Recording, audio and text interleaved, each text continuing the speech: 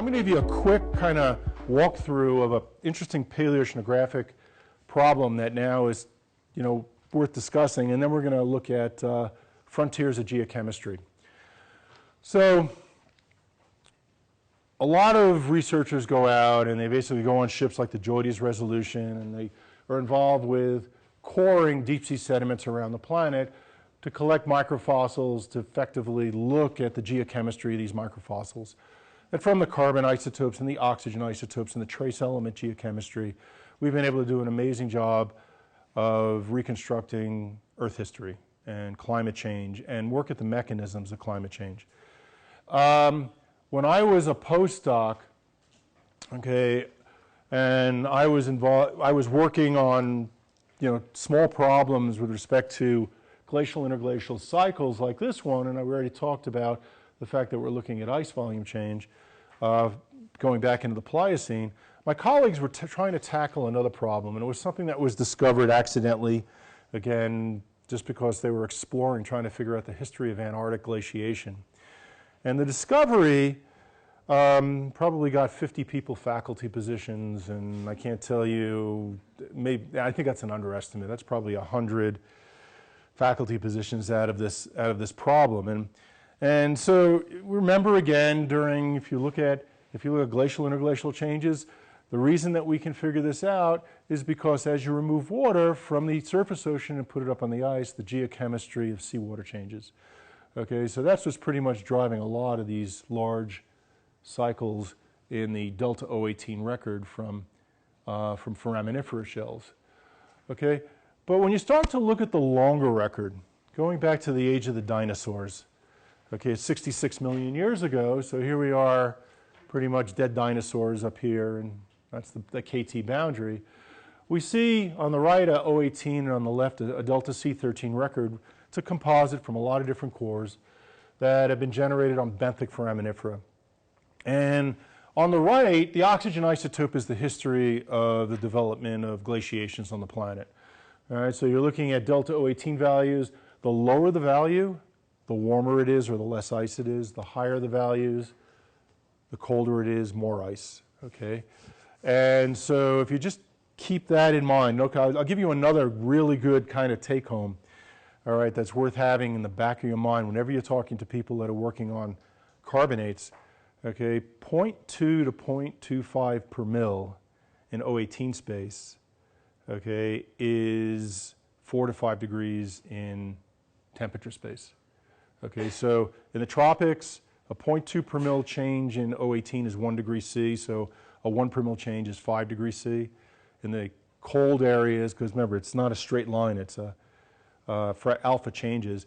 In cold areas at 0 degrees or 2 degrees C, a 0.25 per mil change in 018 is 1 degree C, so a 1 per mil change is 4 degrees C.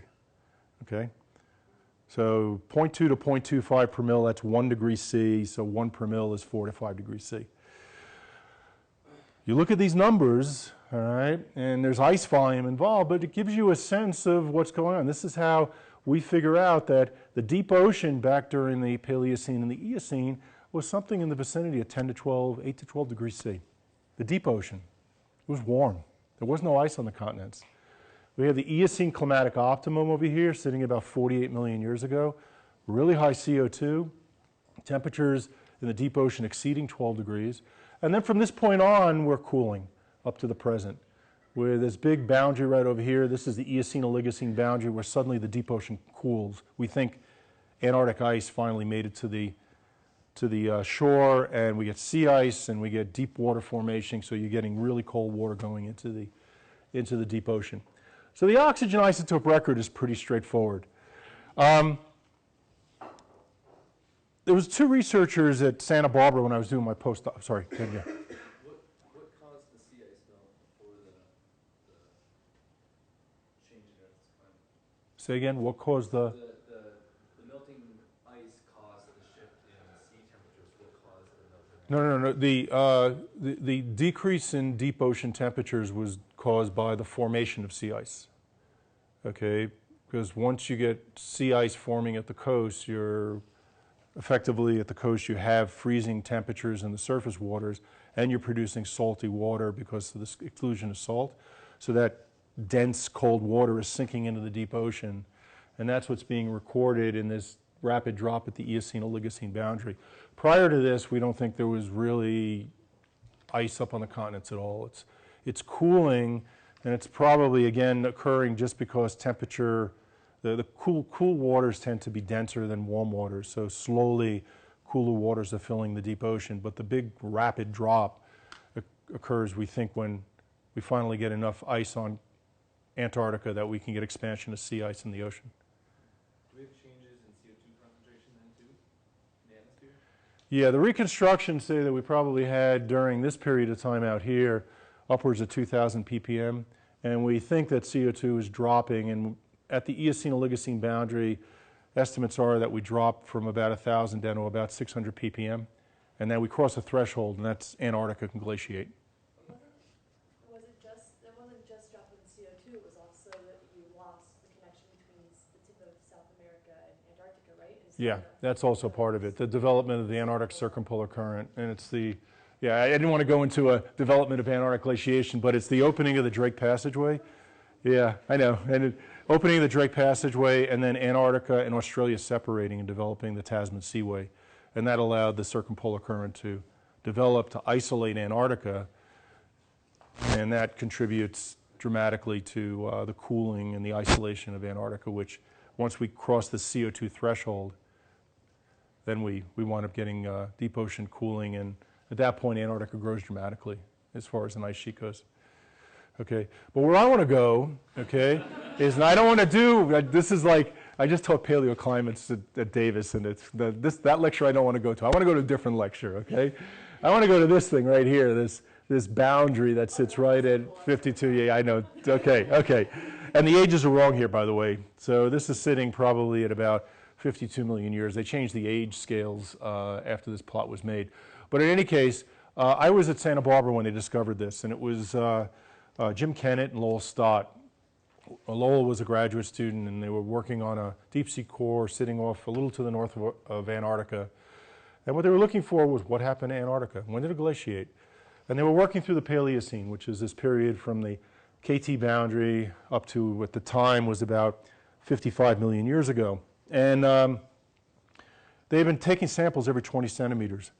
And as you can see, there's this really slow, gradual trend in the geochemistry, you know, and if you skip that little thing right there, you know, it's a pretty slow trend. Same thing here, it's like a slow trend. That's what they were getting, this monotonous, you know, change in the delta C13, the delta O18. 20 centimeters, okay, in this core, remember, it's 20 centimeters, 10.5 inches, about every sample, like that.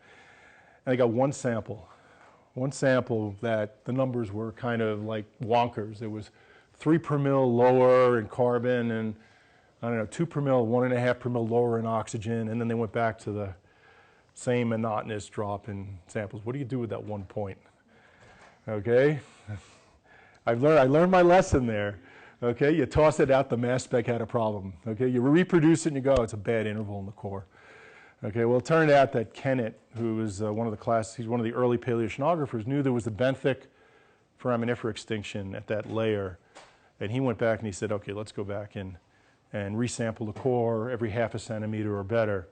And what they discovered was what became the PETM, which is the Paleocene-Eocene thermal maximum. And I missed the importance of this when I was a postdoc and early researcher as well. This is basically the best example that we have of what could happen to the planet in the future, okay? Because the estimates are that across this interval, 5,000 gigatons of carbon were put into the atmosphere very quickly. The question was, how did it happen? So when you look at the geochemistry across this, okay, we have age down here. All right, what you're looking at is now dinosaurs are off to the right. So we're coming forward in time. Up here is carbon. You basically see this rapid drop in delta C13 of almost 2.5 per mil. And then a rise over the next 100,000 years to come back to background. In oxygen isotope space, we see this rapid decrease in delta O18 of greater than 1 per mil. Remember, this is the deep ocean, all right? And then a recovery. What did I say about temperature? Okay, so you're looking at a 4 to 5 degree C warming of the deep ocean. Anybody see a problem with that? How do you get warm water down? Warm water is not dense. Okay. All right. I got this. That's what I got wrapped up in. I got wrapped up in the temperature problem. It turned out this whole story was in the carbon problem. Okay. Because the carbon problem is we have another problem. We've just shifted the delta C13 of the inorganic carbon in the ocean by 2.5 per mil. Okay. We've decreased it by 2.5 per mil. But the ocean's got 40,000, 45,000 gigatons of carbon in it. This is geochemical space. Okay. It's all math. We have 100 gigatons, maybe, 1,000 gigatons maybe in the atmosphere. You got a couple thousand, 3,000 on land. Delta C13 are -6, plants are -25.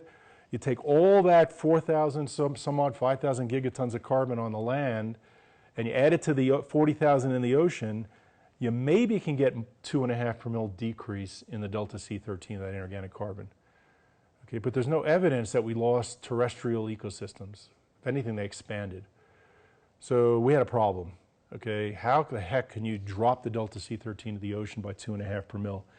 And it was a graduate student taking a course in Michigan, really. And he was taking a course and he said, wow, that's an interesting problem. I wonder what carbon can actually cause this really rapid drop in delta C13. So we have up here, we have our reservoirs, you know, basically 38,000 in the ocean, 750 in the atmosphere. Here's the organic and land. You know, you basically have another 4,000 gigatons over here. The ocean's at 0 per mil, about, back of the envelope. This is, the terrestrials are at -25. Okay, you got a problem. What he reasoned is that there's a huge amount of carbon buried along the continental shelves in the form of methane hydrate. And it turns out methane hydrate has a delta C13 of -60 per mil. Okay, so he wrote this paper. His name's Jerry Dickens. Okay, Jerry's now a professor at Rice. As I said, this is just like, you know, the dominoes fell as each person worked on a problem in this and they got faculty positions. And what Jerry basically reasoned after doing some basic calculations was that about 5,000 gigatons of carbon were released into the atmosphere primarily from methane hydrate along the continental shelves. And they think what happened was things were pretty warm, okay, CO2 was rising, and we started to produce along the continental shelves. Remember, see, there's no ice, so the shelves are just really broad and they're sitting at about 30 degrees latitude. So you're now getting this really salty water that's warm. And it starts spilling over the continental shelves and it starts dropping down into the deep ocean. And along the way, it passes through this hydrate stabilization zone. And what methane hydrate looks like today is, and this is methane from off the California margin, okay, is it effectively is methane caged in water. That it's a solid ice-like structure, all right, and at a temperature, pressure, space, it's hydrate, and if you increase the temperature or decrease the pressure, it goes to gas. It just basically decomposes and you get methane gas. And they figure with this warm water sliding down the continental shelves, it destabilized the methane hydrate in the continental shelves and it released this huge amount of methane. And what we think happened now that we had the geochemical story was again, a lot of researchers were working on this problem. Turns out that the first organisms to see the carbon signal are the shallow dwellers. And what we think happened was we had this methane release, something on the order of, in this case, 1,200 or so gigatons of carbon. The methane hits the atmosphere and within a decade it goes to CO2.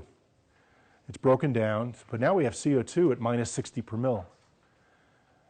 And that CO2 starts to dissolve into the surface box, and you see in the surface dwellers the signal showing up in the surface dwellers, and then it propagates down into the deep ocean, okay, over the course of 1,000 years or so. And what this did, okay, over what we think is something on the order of several thousand years of putting 5,000 gigatons of carbon in, was it put the tropics at 60 degrees latitude. We have palm trees sitting up on Greenland, up on Svalbard, up on Baffin Island. Antarctica basically had palm trees. We have Wyoming, the Great Basin up in the Wyoming area. We have subtropical, tropical species up there.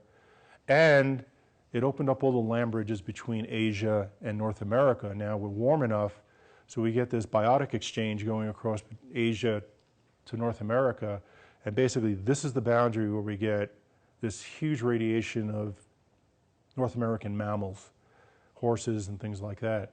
And we think it's a lot of genetic exchange crossing over the boundary. And this lasted for 1 million years. Basically, the effects of this event lasted for 1 million years. All right, and place this into context. If we burn our fossil fuels into 2200, 2250, the way we're burning it, we are going to release 5,000 gigatons of carbon. We've released about 120, 130 so far. Okay, but we're going to do it in 200 to 250 years. And they did it, the estimate is about 2,000 to 3,000 years, thereabouts there.